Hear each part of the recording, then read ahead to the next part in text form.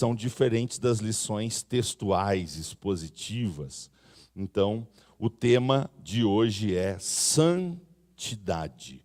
Esse é o tema principal, por isso o título da nossa lição, que nós vamos dizer 2 vezes. Vamos lá, o título da nossa lição: o povo de Deus deve separar-se do mal. Outra vez.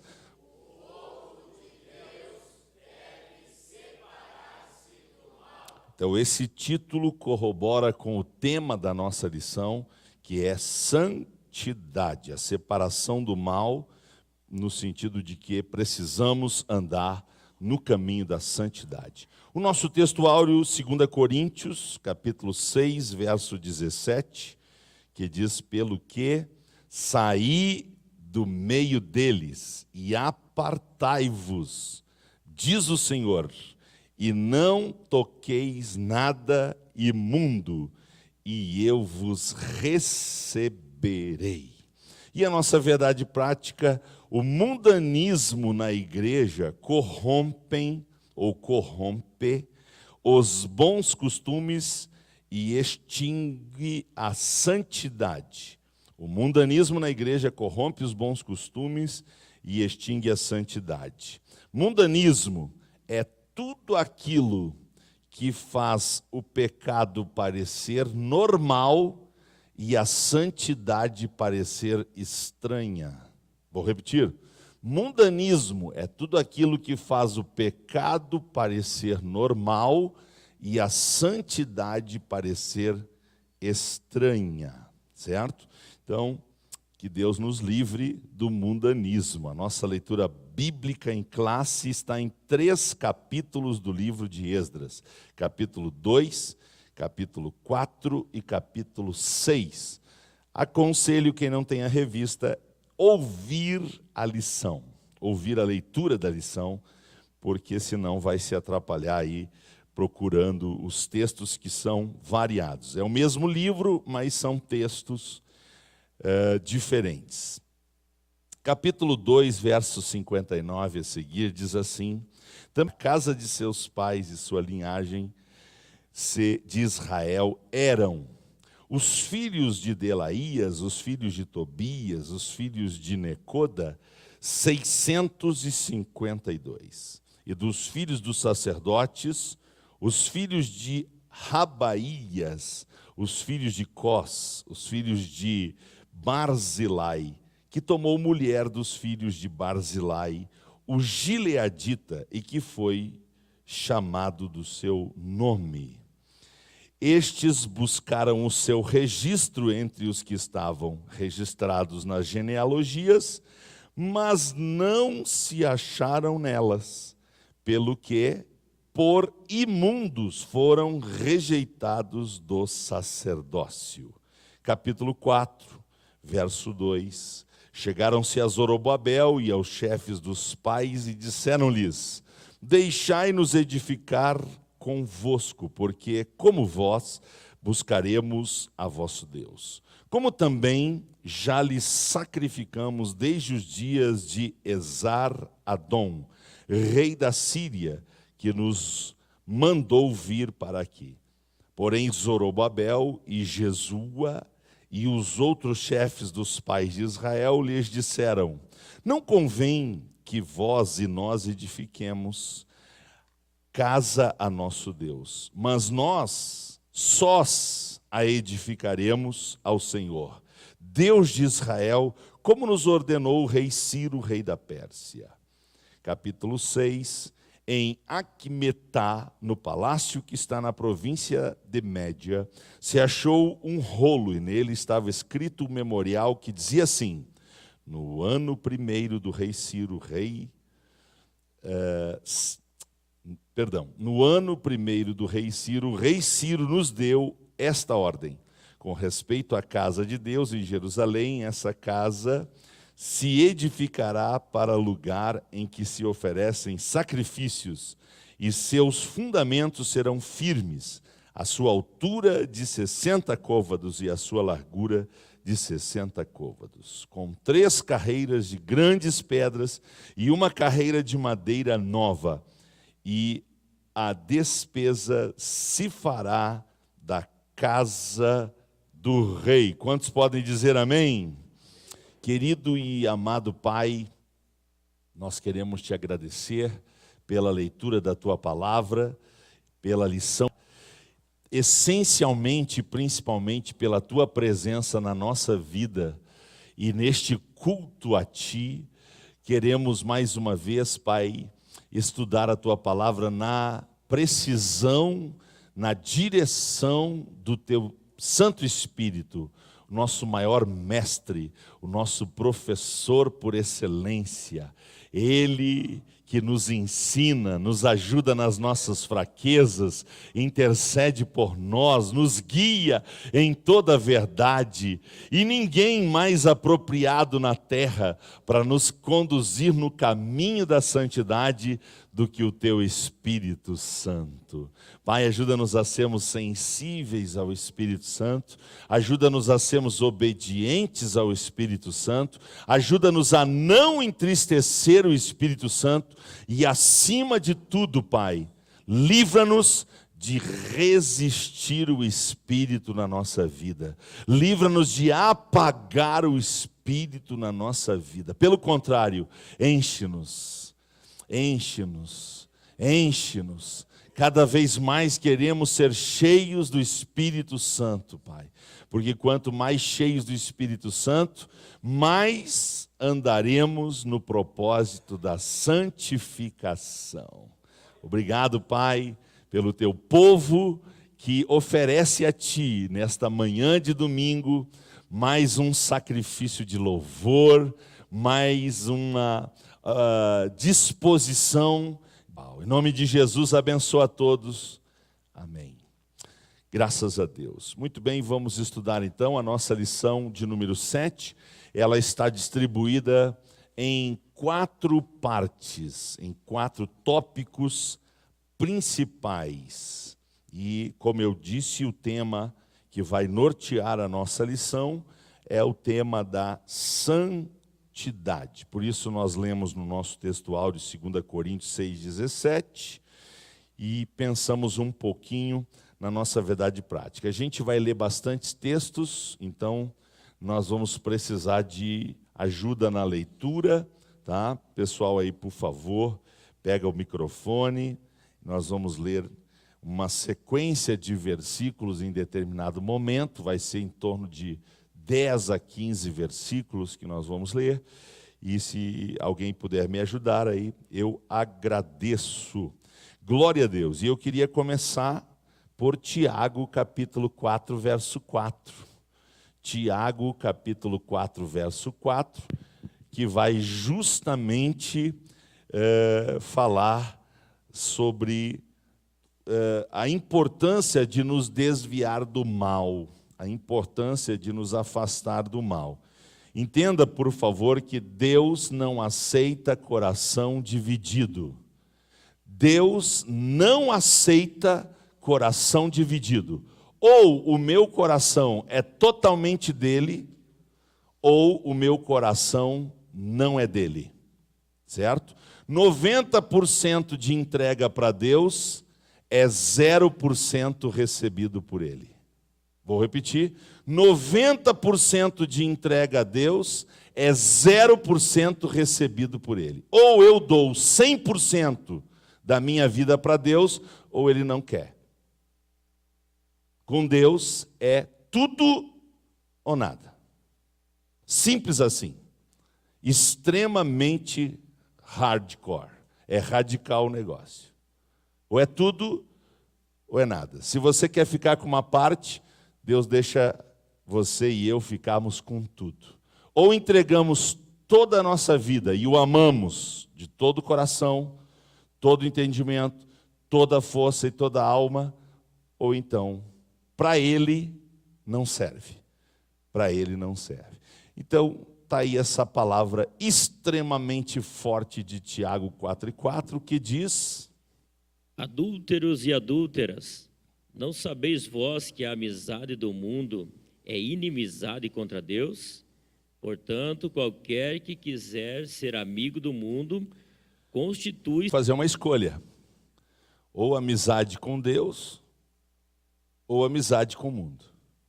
Se escolhemos o mundo, automaticamente nos tornamos inimigos de Deus. Se escolhemos a Deus, automaticamente nos tornamos inimigos do mundo.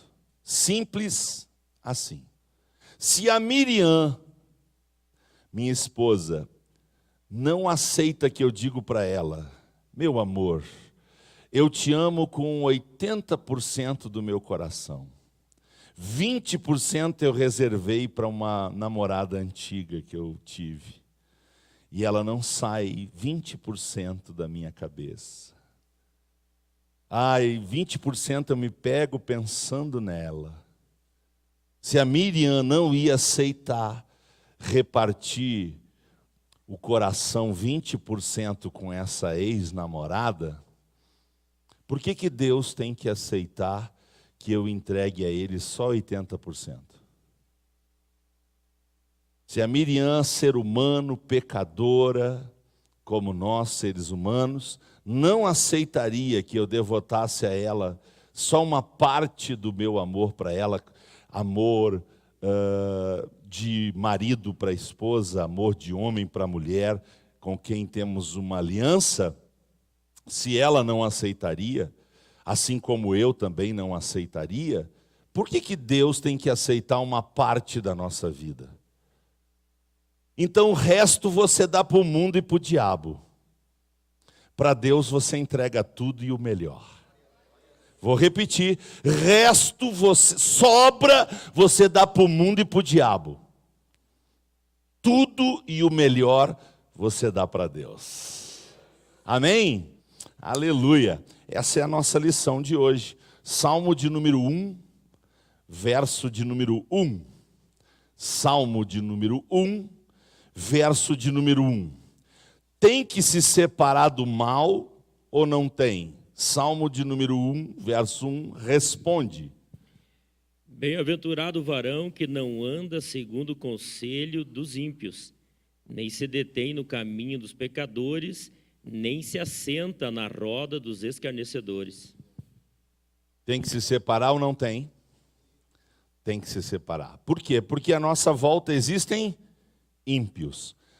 À nossa volta existem escarnecedores. À nossa volta existem pecadores que não querem deixar de ser pecadores. O que nós somos? Nós somos pecadores, sim, arrependidos em busca da santificação.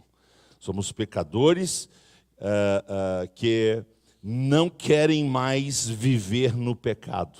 Somos pecadores que agora o pecado nos faz mal, nos causa tristeza, nos causa nojo, nos causa vontade de abandonar cada vez mais os nossos erros, e por isso nós os confessamos e procuramos abandoná-los. Portanto, nós precisamos ter esta postura. Imagine você que você recebesse algo de muito valor na sua vida. Uma proteção contra qualquer tipo de doença. Pronto, criei eu disse algo, fica muito subjetivo, né? Imagine que você receba um produto que proteja você, imunize você contra qualquer doença. Com uma condição: você molhar o produto, perde o efeito. Então, você não quer ficar doente, mas não pode molhar o produto. Se você não quer ficar doente, você vai fazer o quê? Fugir da água. Quanto mais longe você estiver da possibilidade de molhar o produto, para que ele não perca o efeito, mais você vai fazer, sim ou não? Ok. Nós recebemos, aspas, por causa da ilustração, por favor, não saia por aí dizendo que eu chamei Deus de produto, misericórdia, certo? Mas nós recebemos um produto chamado Deus, um Deus santo. Para esse produto, aspas, permanecer em nós, nós não podemos nos manchar, contaminar com o mundo, com o pecado, com as coisas que Deus odeia e detesta. Para a gente conservar o produto chamado Deus em nós, nós vamos ter que nos afastar da água, sob pena de perder o efeito do produto. Sabe quando que eu inventei essa ilustração? Agora. Se eu vou ser feliz nela, o tempo dirá. Ok? Meu papai do céu, onde é que eu me meti? Glória a Deus. Vamos para o ponto de número 1 da nossa lição. Ponto de número 1.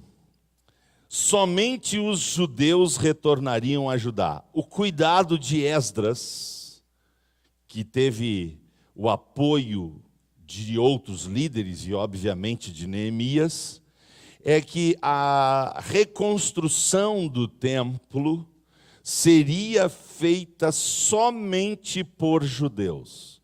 Por que isso era importante? Primeiro, porque o povo que foi levado para a Babilônia, lá na Babilônia, muitos se misturaram com os babilônios.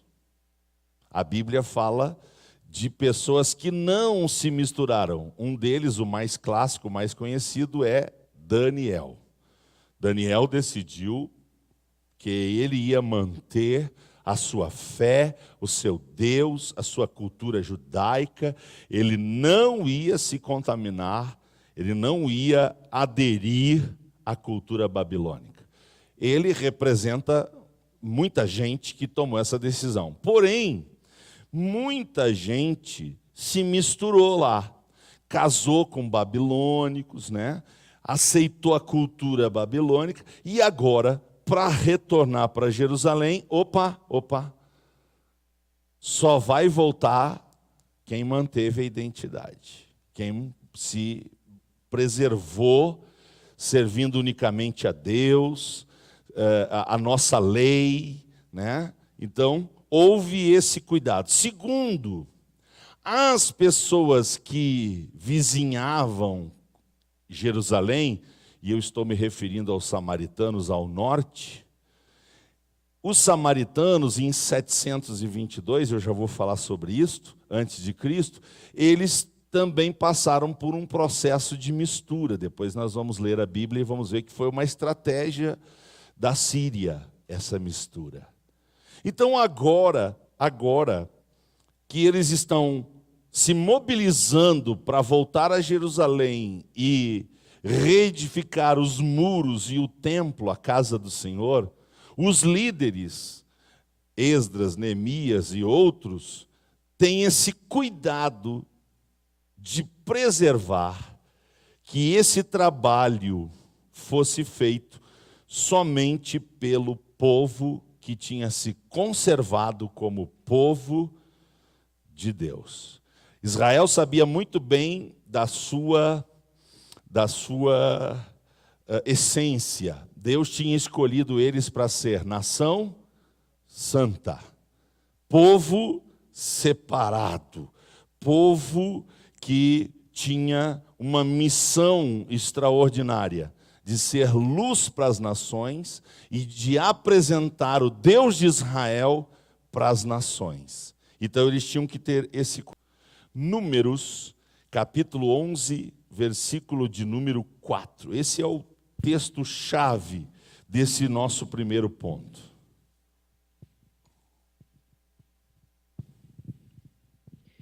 Números, capítulo 11, verso 4. E o vulgo que estava no meio deles veio a ter grande desejo, pelo que os filhos de Israel tornaram a chorar e disseram: quem nos dará carne a comer? Deus tinha providenciado para a marcha no deserto o maná. Mais do que ser um alimento para satisfazer as necessidades básicas do povo, o maná era uma providência divina. Deus não tinha em mente dar maná para eles o restante do tempo. Deus tinha em mente que naquele momento de peregrinação no deserto, eles entendessem que Deus queria cuidar deles. Então Deus providenciou o maná. O maná era provisão de Deus, o maná era cuidado de Deus. Mas era uma provisão que Deus ia fazer de forma direta, sobrenatural, por um tempo. Por um tempo. Mas teve gente que não entendeu isso. E aí comia o maná, mas falava de carne. Comia o maná, mas falava do Egito. Comia o maná, mas falava dos deuses do Egito. Os deuses do Egito, eles davam cebola, eles davam alho, eles davam pepino, eles davam carne, carne de peixe, carne de gado, carne... E lá aquela conversa. E essas pessoas foram inflamando o povo a murmurar contra Deus. E a dizer, deixar claro para Deus, Deus, nós não queremos mais esse teu maná. Essa é a expressão bíblica. Nós não queremos mais esse teu maná. Como que Deus entendeu isso? Nós não queremos mais a tua provisão. Nós não queremos mais o teu cuidado. E isso provocou, acendeu a ira de Deus. E eles pagaram um preço muito caro por isso. Agora, o interessante do texto é que o texto sagrado revela quem inflamou o povo. Quem inflamou? Eram que diz a Bíblia? Vulgo. Uma outra versão chama de populacho. Certo? Era gente no Egito que tinha simpatizado com os judeus e que na hora da saída do Egito saíram juntos. Eles não queriam ser judeus, eles gostavam dos judeus. Eles tinham simpatia pelos judeus. Eles não queriam o Deus de Israel. Eles queriam a companhia daquelas pessoas com quem eles tinham amizade. E no meio daquela multidão, pensemos aí em 1 milhão e tantas, né? São 600 mil homens a pé, né? Homens, sexo masculino. Calculemos aí para lá de 1 milhão de pessoas saindo no momento só. O líder ou a liderança não tem como nessa hora ficar fazendo um recenseamento, ficar fazendo uma análise de quem é quem. E no meio do povo se misturou essa gente, que a Bíblia vai chamar de populacho, vai chamar de vulgo, vai chamar de gente que não é essencialmente judaica. O que aconteceu? Na hora do aperto, eles foram os primeiros. Eu não estou isentando os judeus da murmuração, porque eles podiam ser tentados por estes e ter dito para eles, olha aqui, ó, vocês não querem maná? Voltem para o Egito. Eles podiam ter dito isso? Sim, eles podiam. Mas eles entraram nessa murmuração. E a ira do Senhor se acendeu contra todos. Mas aonde é que surgiu aí a fonte? Essas pessoas. Então, o Deus de Israel sempre pediu para que o seu povo tenha cuidado com aqueles que não têm aliança com Ele, que não têm compromisso com Ele. Neste sentido, o pastor Eurico lembra que a porta é estreita e o caminho apertado, né? Que foi uma coisa que eu tive dificuldade de entender quando eu me converti. Por que o caminho de Deus era o estreito? Por que a porta era apertada? Por que não era o folgado, não era o largo? Porque Deus é dono de tudo, Deus tem todo o poder. Por que então o caminho dele era complicado? Eu tive essa dificuldade de entender. É porque no caminho de Deus tem que ser do jeito dele. Quando você vai trabalhar numa empresa, você se impõe o seu jeito lá na empresa ou você se submete aos horários, ao uniforme, às condições que a empresa dá? Como é que funciona? Você entra numa empresa e chega lá, gente, a partir de hoje eu entrei aqui, agora vai mudar tudo. É assim que funciona? Não, a gente tem que se moldar ao protocolo da empresa, sim ou não? O céu tem um protocolo. O céu tem um protocolo. Quero ir para lá? beleza, a porta está aberta e Deus quer que todo mundo vá, porém, tem que respeitar o protocolo. Então, para morar no mundo, você vive do jeito que quiser. Agora, para morar no céu, tem que ser do jeito de Deus. Vou repetir. Para viver no mundo e terminar no lago de fogo, você vive do jeito que você quiser. Você quer ser homossexual? Pois seja. Você quer ser usuário de drogas? Seja. Você quer ser beberrão, tomar vinho, cunhaque, cerveja, uísque? Você quer fazer da sua vida o que você quiser? Pois faça. Deus te deu liberdade para você fazer o que quiser, só esqueça o céu. Agora, você quer morar num lugar maravilhoso, onde enfermidade não existe, morte não existe, dor não existe, lágrima não existe, é só gozo, é só glória, é só maravilha. Uau! Esse lugar existe, mas ele tem um protocolo. E é do jeito de Deus. Então diga depois de mim: o mundo é dos espertos, o céu é para os santos. Se você entendeu, repita.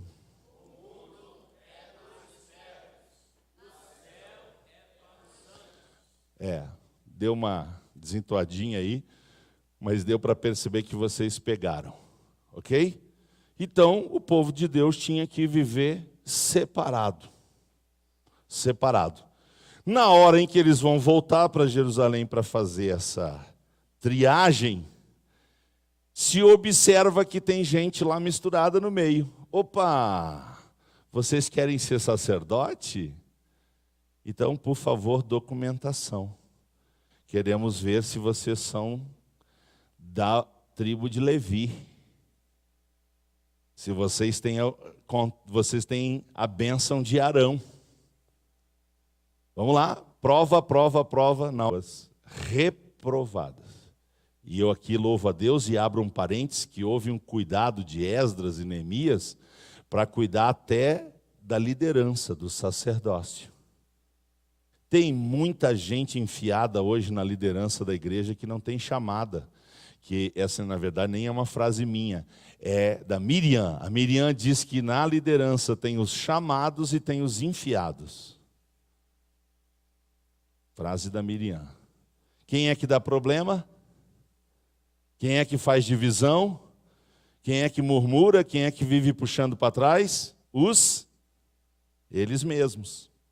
Então a gente tem que ter um cuidado. O ideal é que na liderança da igreja os chamados sejam prioridade. Ah, você tem uma chamada? Muito bem, então ela vai ter que ser autenticada. Vamos aos documentos. Vamos à prova de que você realmente é uma pessoa chamada. Então houve esse cuidado e isso foi muito importante para a história de Israel. Foi muito importante essa decisão, né? Porque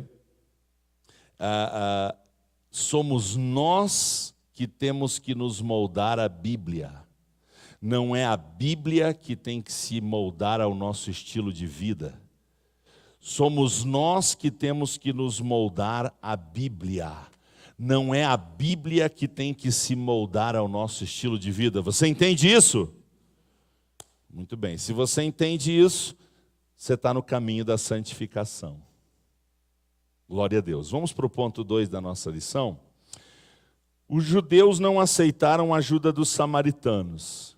Então, primeiro fizeram aquele recenseamento, aquela triagem, aquela seleção com relação aos que vieram da Babilônia.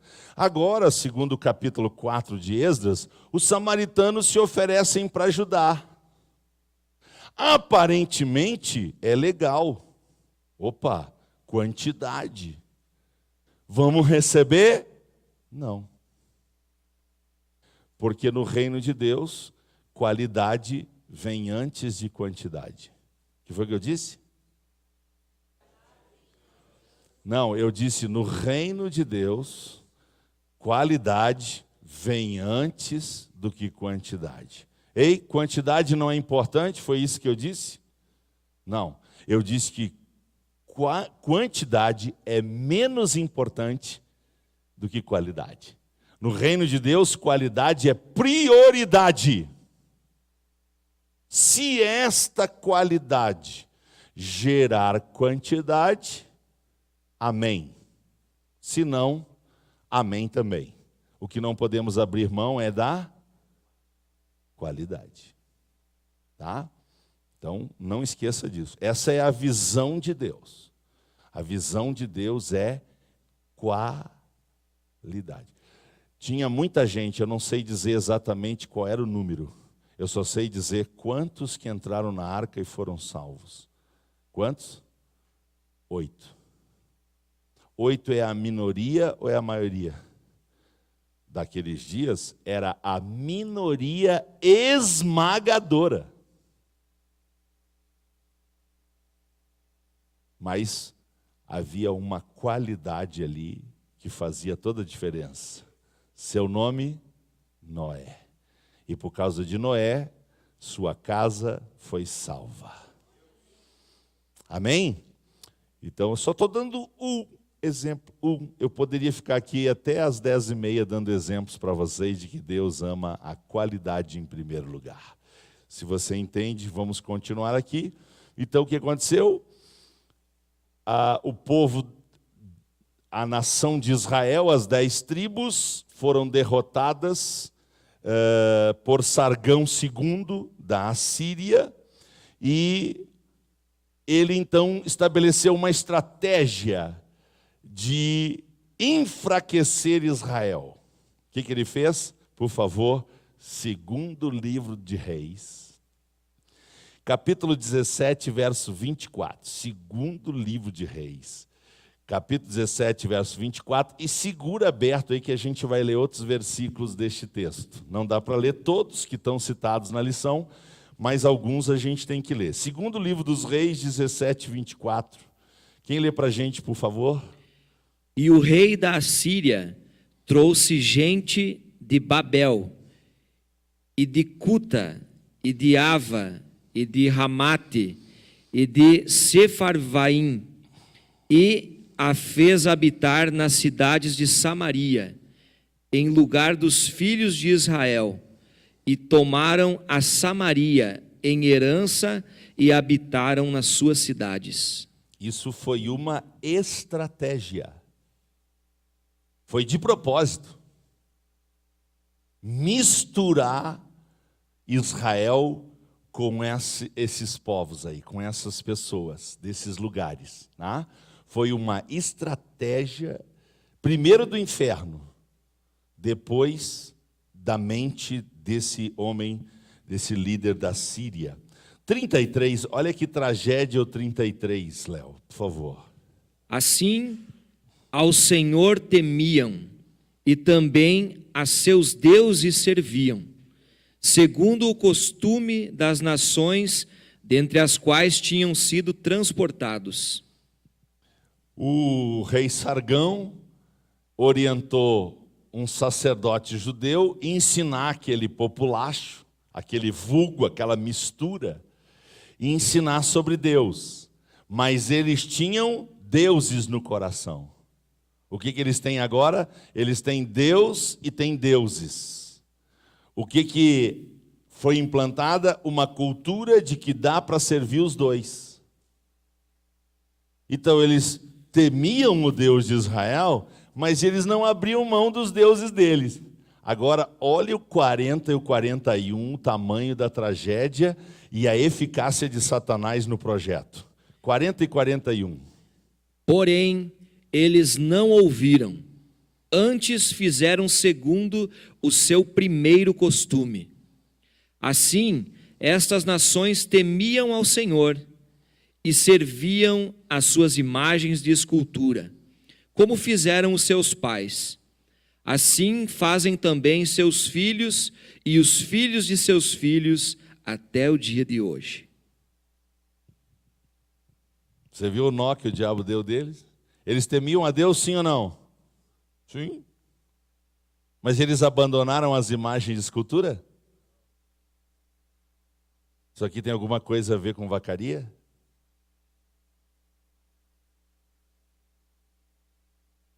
Você apanha se você sair dizendo na cidade que a cidade de Vacaria não teme a Deus, não adora a Deus, não cultua a Deus. Mas esse mesmo povo que adora, cultua, teme a Deus, daqui um pouco sai com uma imagem de escultura nos ombros, em procissão.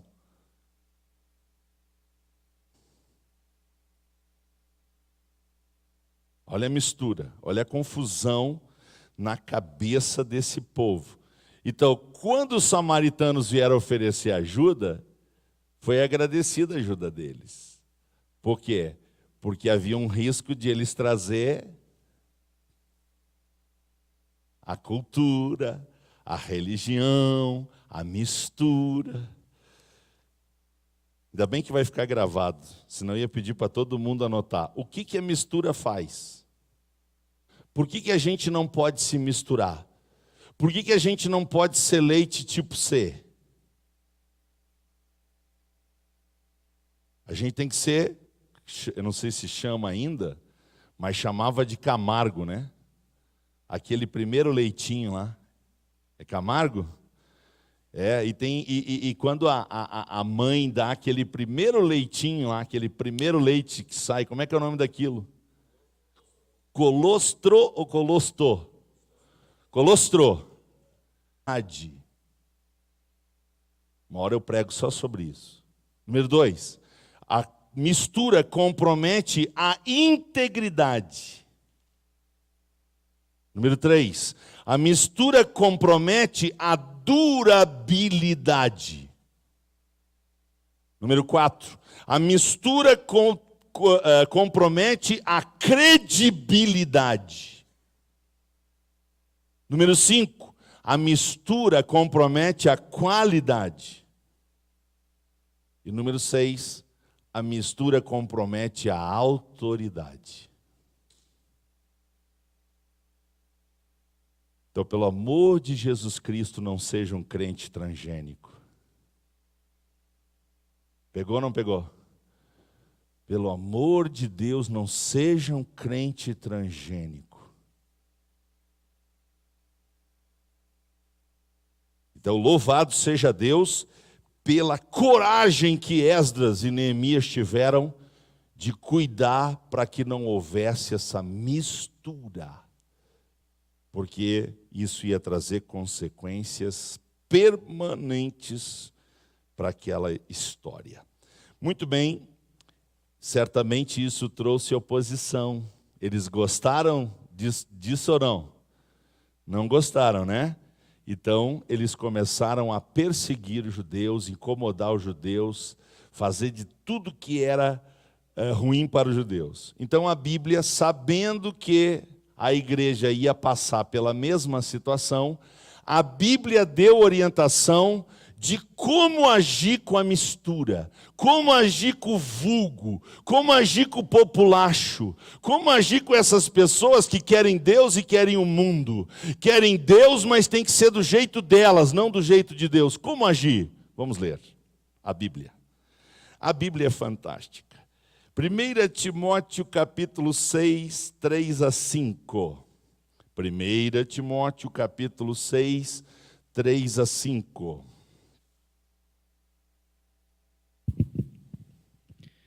Se alguém ensina alguma outra doutrina, e se não conforma com as sãs palavras do nosso Senhor Jesus Cristo, e com a doutrina que é segundo a piedade, é soberbo e nada sabe, mas delira acerca de questões e contendas de palavras, das quais nascem invejas, porfírias, blasfêmias, ruins suspeitas, contendas de homens corruptos de entendimento e privados da verdade.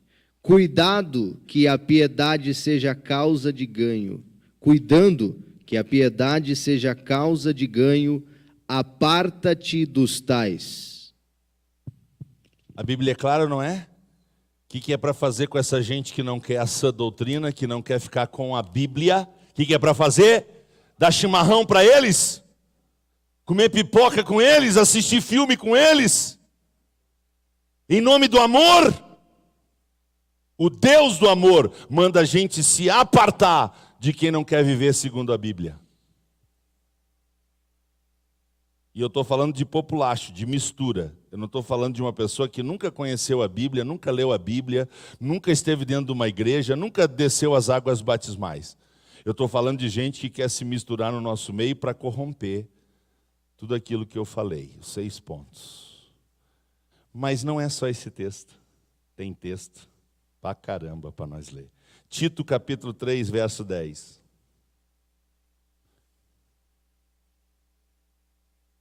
Tito capítulo 3, verso 10. Alguém já vai achando 2 João, versos 10 e 11.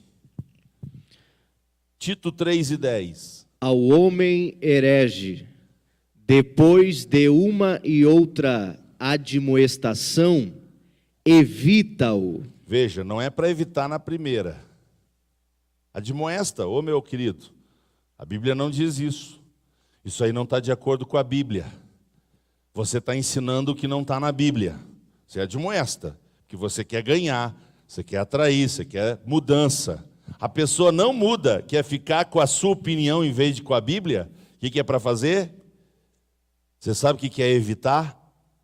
Se você não souber, vem no meu gabinete que eu dou uma aula para você. Sobre o que é se apartar e o que é evitar. Tá bom? Vamos adiante. 2 João 10 e 11.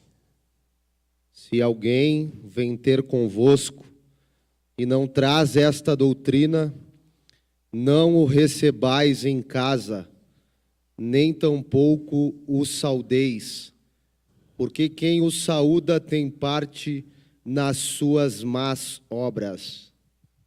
Difícil de entender, né? Vamos ter que fazer pós-graduação em teologia para entender esse texto. Sim ou não? É simples demais, gente. É simples demais. Ah, você não quer obedecer a Bíblia. Você não quer ter a Bíblia como única regra de fé e conduta? Olha aqui, ó. Não é que eu não vou mais te receber em casa. Eu não vou nem te cumprimentar mais, ô miserável. E quem é que manda fazer isso? O Deus de amor. Agora, quer ficar com pena do miserável? Pois vá para o lago de fogo com ele. Deixa a Bíblia e fica com os hereges, fica com os contradizentes, fica com os que têm opinião contrária da Bíblia. Parabéns, você vai morar a eternidade com eles. Como Deus não quer que a gente passe a eternidade com gente que não quer a Bíblia, Deus manda a gente apartar, evitar, não receber em casa e nem saudar. Onde é que está escrito isso? Quem mandou fazer isso? O Deus de amor. Terminou? Só que não. 2 Pedro 3,17. 2 Pedro 3,17.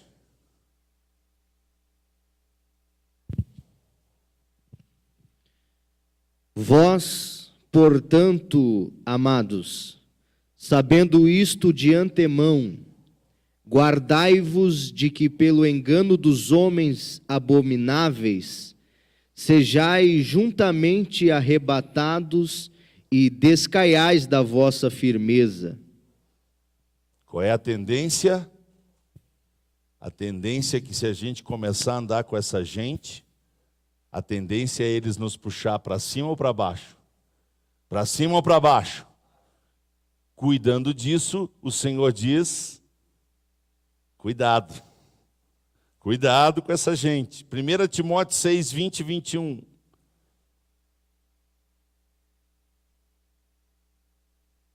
Agora vem os inteligentão. A galera da cientologia. A galera do lado do patamar de cima. Sabedoria humana no extremo. Olha o que diz a Bíblia, 1 Timóteo 6, 20 e 21.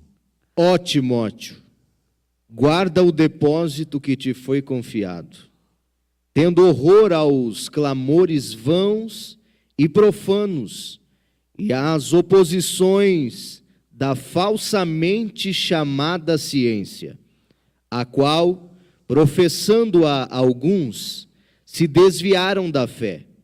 A graça seja contigo. Amém. Então vamos ter cuidado com a sabedoria humana. Tem uns intelectuais aí, barbaridade, mas são analfabetos de Bíblia. Tem gente querendo se meter a besta na igreja que nunca leu a Bíblia uma vez sequer. Quer trazer assunto, pastor, achando que vai botar o pastor na parede. Pastor, o que o senhor diz? Rapaz, quantas vezes você leu a Bíblia? Toda? É que eu leio salteado. Não. Faz assim, ó. Você pega e lê de Gênesis a Apocalipse. Quando você terminar, você vem aqui e nós vamos bater um papo.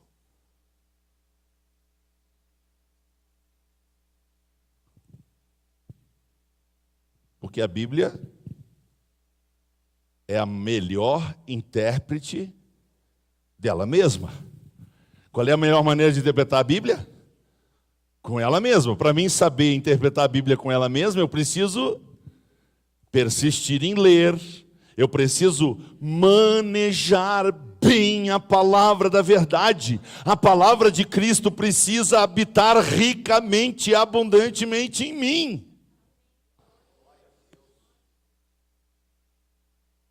2 Tessalonicenses 3, atenção, versos 6 e 14, não é de 6 a 14, tá? 2 Tessalonicenses 3, 6 e 14. Mando-vos, porém, irmãos, em que em nome de nosso Senhor Jesus Cristo, que vos aparteis de todo o irmão que andar desornadamente, e não segundo a tradição que de nós recebeu. Desordenadamente. Desordenadamente. O que é isso? É não andar em ordem. Que ordem? A ordem da Bíblia.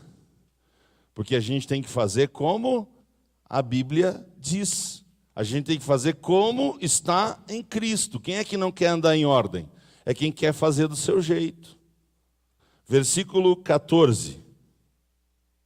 Mas se alguém não obedecer a nossa palavra por esta carta, notai o tal, e não vos mistureis com ele, para que se envergonhe. A Bíblia é clara, não é? Está claro? Muito bem. Então vamos ler Romanos 16, 17 e 18. Quem lê para nós aí, por favor, pegue o microfone. Romanos, capítulo 16, 17 e 18. Romanos, capítulo 16, 17 e 18. Alguém já vai achando 2 Pedro 2, versículo 10, 13 e 18. E alguém já vai achando Judas, verso 12, 18 e 19.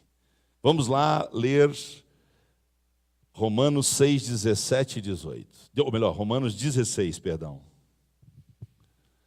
E rogo-vos, irmãos, que noteis os que promovem dissensões e escândalos contra a doutrina que aprendestes. Desviai-vos deles, porque os tais não servem a nosso Senhor Jesus Cristo, mas ao seu ventre. E com as suaves palavras e lisonjas enganam o coração dos simples. A Bíblia é clara ou não é? A Bíblia é explícita. Só não entende quem não quer. Agora, o que é mais fácil, obedecer a Bíblia ou ter pena de rebelde? O que é mais fácil, obedecer a Bíblia ou passar a mão na cabeça dos rebeldes? Ficar amiguinho de todo mundo, em cima do muro? Desobedecer a Bíblia é o mais fácil. Só que o mais fácil conduz à perdição. Vamos ler 2 Pedro, capítulo 2, o verso 10, o 13 e o 18. Especialmente aqueles que, seguindo a carne, andam em imundas paixões e menosprezam qualquer governo, atrevidos, arrogantes, não temem difamar autoridades superiores. Quem que não se submete à liderança? Quem que não aceita a liderança? Os que andam segundo a Bíblia? Os que andam segundo a...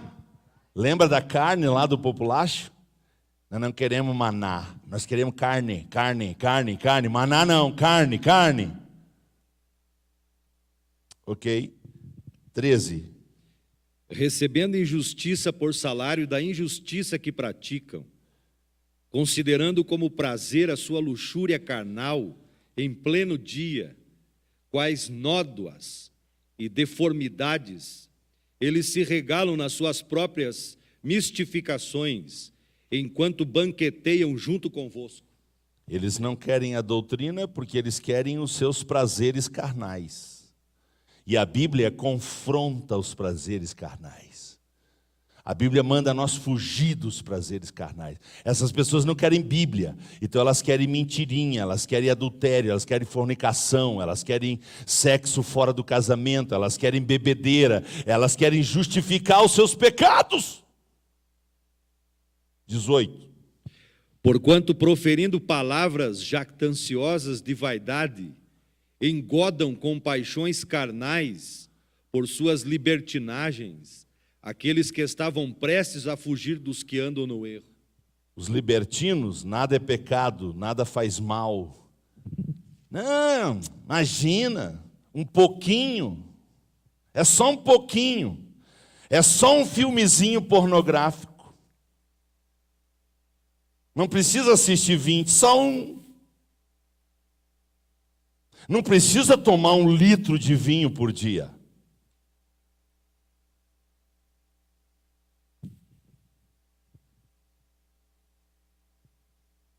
Para levedar uma massa precisa, para levedar 3 quilos de massa, precisa 5 quilos de fermento.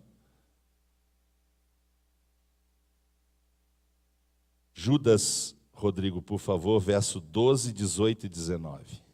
Estes homens são como rochas submersas em vossas festas de fraternidade, banqueteando-se juntos, sem querer recato, pastores que a si mesmos se apacentam, nuvens sem água, impelidas pelos ventos, árvores em plena estação dos frutos, destes desprovidas, duplamente mortas, desarraigadas. Pastores que apacentam a si mesmos não podem dizer o que a Bíblia diz. Porque se a Bíblia for a autoridade máxima na igreja, a quantidade vai embora. E pastores que... Porque eles querem as ovelhas? Não, eles querem a lã das ovelhas. E quanto mais ovelhas, mais lã para tirar. Então eles não podem pregar só a Bíblia. Eles têm que pregar o que o povo quer ouvir. Outro versículo, Rodrigo? Os quais vos diziam: no último tempo haverá escarnecedores andando segundo as suas ímpias paixões.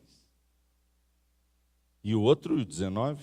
São estes os que promovem divisões sensuais, que não têm o Espírito. A Bíblia é clara ou não é? Onde você quer morar na eternidade é determinado por quem você anda agora. Onde você vai passar a eternidade é determinado com quem que você anda agora. Vou repetir. Onde você vai passar a eternidade é determinado com quem você anda agora. Quem são teus amigos mais crentes que você?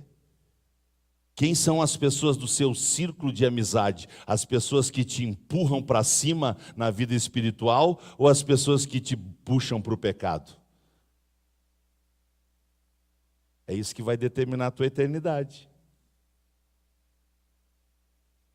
Daí vem um ditado: me diga com quem tu anda, te direi quem és. Com quem tu anda? Com quem ama a Bíblia, defende a Bíblia, luta pela Bíblia, vive pela Bíblia e morre pela Bíblia?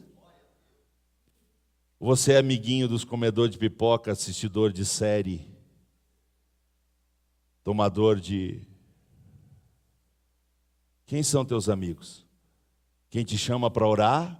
Quem te convida para jejuar? Quem te convida para ir na igreja? Ou na hora do culto te convida para ir para a pizzaria? Quem são teus amigos? Jesus andava com pecadores, sim ou não? Para influenciá-los, para transformá-los, para mudar a vida deles.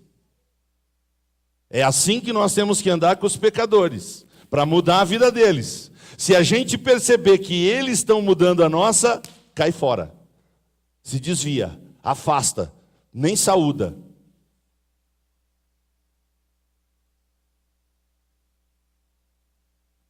Quais as vantagens de obedecer à Bíblia? Céu, lindo céu, céu, lindo céu. Escolha obedecer à Bíblia. Escolha obedecer a Deus. Que pena, irmãos, não vai dar para ler os textos da inveja, porque geralmente essa galera tem uma inveja da gente, mas não vai dar. Mas a revista está aí, por favor, subponto 4. Os samaritanos tornaram-se inimigos dos judeus. Por quê? Por causa da inveja. Jesus foi invejado, os fariseus invejavam a igreja, os saduceus invejavam a igreja. Oh, meu Deus, não deixa de ler, os textos estão aí. Então, o que Deus exige do seu povo? Ponto de número 3, ele exige santidade. Deus exige santidade. Por que Deus exige santidade? Porque ele é 1 Pedro 1, 15 e 16. Se nós pudermos ler, é muito importante. 1 Pedro 1, 15 e 16, por que Deus exige santidade? Pelo contrário, segundo é santo aquele que vos chamou, tornai-vos santos também vós mesmos em todo o vosso procedimento. Porque escrito está, sede santos porque eu sou santo. Ora, se invocais como Pai aquele que, sem acepção de pessoas, julga segundo as obras de cada um, portai-vos com temor durante o tempo da vossa peregrinação. Muito bem, então o nosso porte, a nossa conduta é baseada no temor, que é filho da santificação, da santidade. Então nós precisamos ter esse cuidado, porque o nosso Deus é santo e ele exige de nós santidade. A Bíblia diz: segui a paz com todos e a santificação, sem a qual quem verá o Senhor?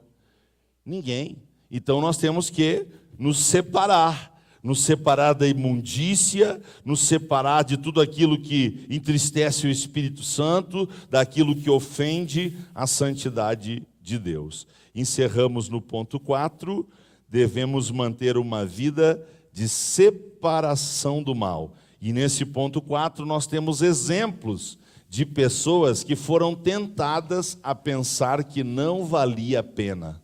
O exemplo clássico que nós temos aqui está no subponto 2, Asaf. Asaf começou a entrar em crise. Ô Deus, eu te sirvo, sou ministro do louvor, estou sempre na tua casa, nunca me desviei dos teus caminhos, e estou doente, estou com um problema financeiro. O ímpio não acredita em ti, zomba de ti, não está nem aí para a tua lei, não faz nada para ti, e está aí, de boa, com saúde, com dinheiro no bolso, não sofre. Ô Deus, eu vou me desviar. Deus disse para Asaf: show, só quero que você faça uma coisa antes. Você dá um rolê comigo? Vamos dar um passeio?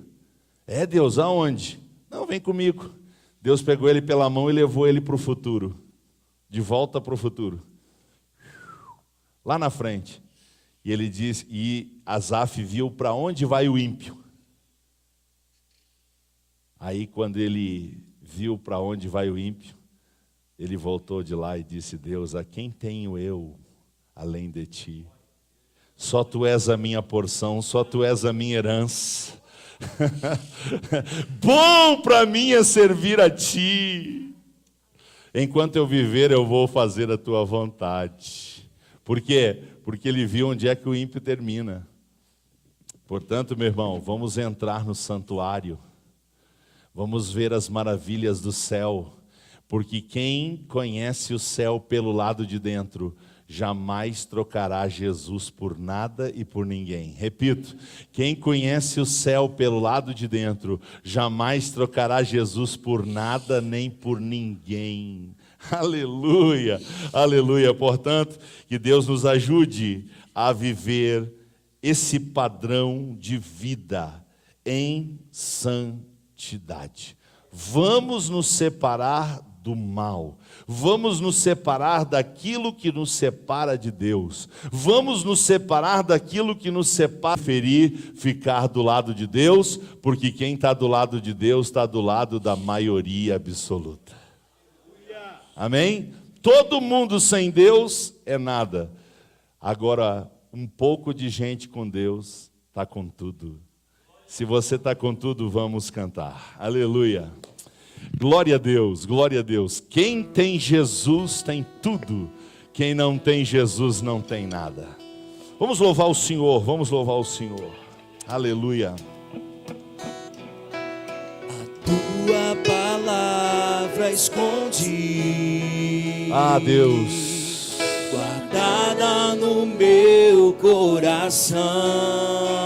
Ajuda-nos a obedecer. Pra eu não pecar contra ti, Senhor. A tua palavra escondi. Minhas vestes do sangue lavei, e das tuas águas bebi, pra ser uma oferta agradável a ti. Minha vida a ti consagrei. Somente a ti. Meus dons e talentos são pra te servir. Meus dons preciosos e dá sentir. Tu és meu Senhor e meu Deus. Assim como o fogo refina o ouro, vem tua obra em mim completar, até que o mundo possa ver tua glória em meu rosto brilhar. Aleluia. Oh Deus, Tua palavra escondi. ensina-nos a obedecer, Pai. Guardada no meu coração.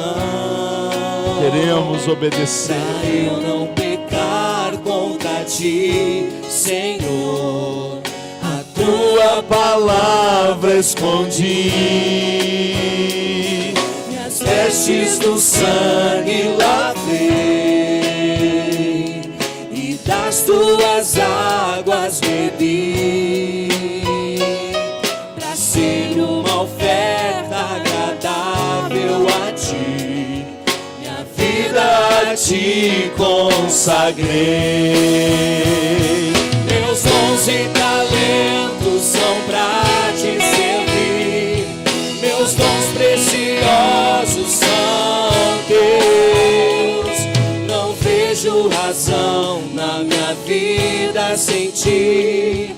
Tu és meu Senhor e meu Deus.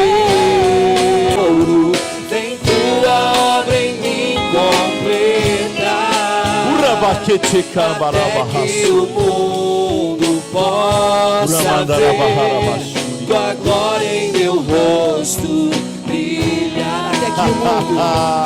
Até que o mundo possa ver tua glória em meu rosto brilhar. Querido Pai, que café da manhã. Pão colonial. Salame fresquinho. Queijo de alta qualidade. Ovo da colônia. Oh Deus, que café, que café, que café. Chimia. Nata. nata, manteiga, cuca de fruta, cuca de chocolate. Que café da manhã, Senhor. Suco de laranja, suco de maracujá, suco de moranguinho. Que café da manhã, Deus. Até feijão mexido tinha, Deus. Feijão mexido com linguicinha, Deus. Obrigado, tinha paçoca de pinhão, com carne de porco. Pai, até cuscuz tinha, Pai. Deus, que café da manhã, que café da manhã. Meu Deus, que café da manhã, Deus. A minha alma está farta, a minha alma está farta. Aleluia, aleluia, aleluia. Obrigado, Deus, pelo povo que ama a Tua palavra, pelo povo que não vive sem a Tua palavra, pelo povo que quer obedecer a Tua palavra. Obrigado por mais uma vez ficar tão claro para a gente que é tudo ou nada. Ou a gente renuncia os nossos próprios interesses, nega a si mesmo, toma a cruz e segue o Senhor, ou não tem negócio com o Senhor. Obrigado por o Senhor deixar tão claro, tão claro, tão claro. Eu te agradeço, Pai, por todos aqueles que querem morar no céu. É verdade, é a minoria, mas tem um povo que quer morar no céu. E esse povo não abre mão da Tua palavra. Esse povo não abre mão de estudar a Bíblia. Esse povo não abre mão de dizer a Bíblia, a Bíblia, a Bíblia, a Bíblia. Está escrito, a Bíblia diz, está escrito, está escrito, está escrito. Pai, eu encerro dizendo, declarando que nós queremos maná. Pode mandar o maná. Pode mandar o maná. Nós queremos maná, Senhor. Nós queremos o maná celestial. O maná celestial. Quem quer o maná celestial pode dar glória a Deus. Olha aí, tem mais gente aqui de Vacaria que quer o maná celestial, de Lagoa Vermelha, Santo Antônio das Missões, Sarandi, Caxias, Bom Jesus, Balneário Camboriú, Alvorada, Foz do Iguaçu e todos aqueles que estiveram com a gente, os que vão estar 19 horas com a gente no nosso grande culto do amigo. Um grande, maravilhoso e abençoado dia em nome